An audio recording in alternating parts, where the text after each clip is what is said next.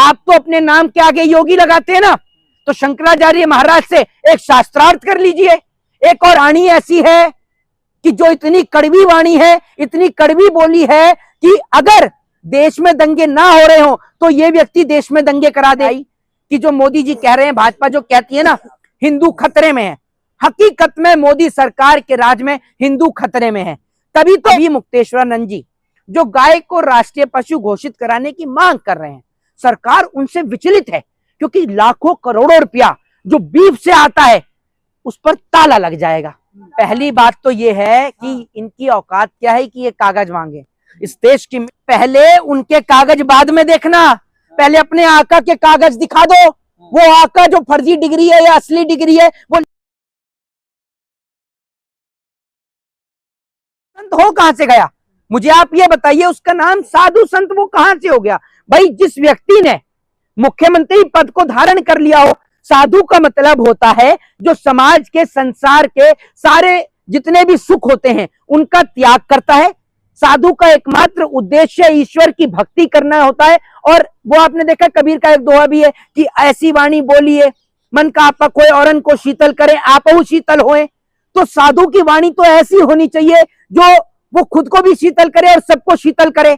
इनकी तो वाणी ऐसी है कि जो इतनी कड़वी वाणी है, इतनी कड़वी बोली है कि अगर देश में दंगे ना हो रहे हो तो ये व्यक्ति देश में दंगे करा दे। ये तो उस प्रवृत्ति का व्यक्ति है। अरे कह रहे कागज दिखाइए, आप शंकराचार्य हैं कि नहीं, असली या नकली बन गए हैं, बैठे हैं।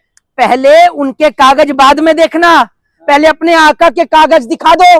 वो आका जो फर्जी डिग्री है या असली डिग्री है वो लेके बैठा है। जबकि कागज देख लोगे, आप गवर्नर हो।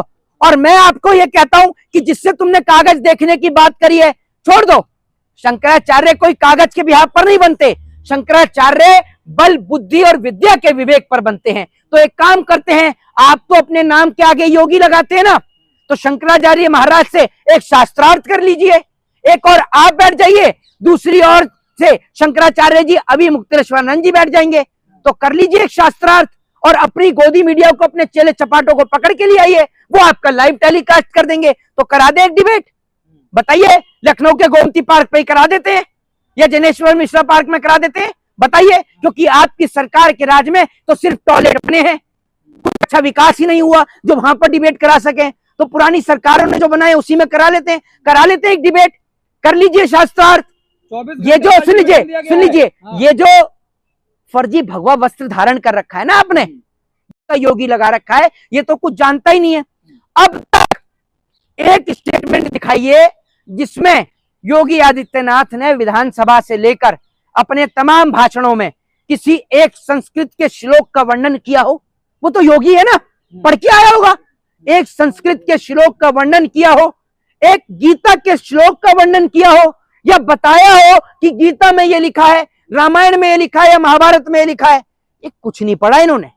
सबसे बड़े फर्जी तो देश में ये है। मुसलमानों से कागज मांगे जा रहे थे, अब शंकराचार्य से उनके होने का सबूत मांगा जा रहा है। पहली बात तो ये है कि इनकी औकात क्या है कि ये कागज मांगे। इस देश की मिट्टी को खोद कर देखोगे तो आज भी इस देश का वो इतिहास मौजूद है कि इस देश की खातिर किस तरीके से इस देश के लोगों ने अपना सर्वोच्च न्यौछावर करा दिया। चाहे राजगुरु हो, सुखदेव हो, भगत सिंह हो, अशफाक उल्लाह खान हो, कोई भी हो, उन्होंने इस देश के लिए अपना सर्वोच्च न्यौछावर करा दिया। नाम है वो मुखबरी, समझ रहे, माफी नामे वो लिखे, वो सब नहीं काम किया। ये आप समझिए। और ये बात आज हिंदुओं को समझनी चाहिए कि अभी मुक्तेश्वरानंद जी जो गाय को राष्ट्रीय पशु घोषित कराने की मांग कर रहे हैं, सरकार उनसे विचलित है, क्योंकि लाखों करोड़ों रुपया जो बीफ से आता है उस पर ताला लग जाएगा।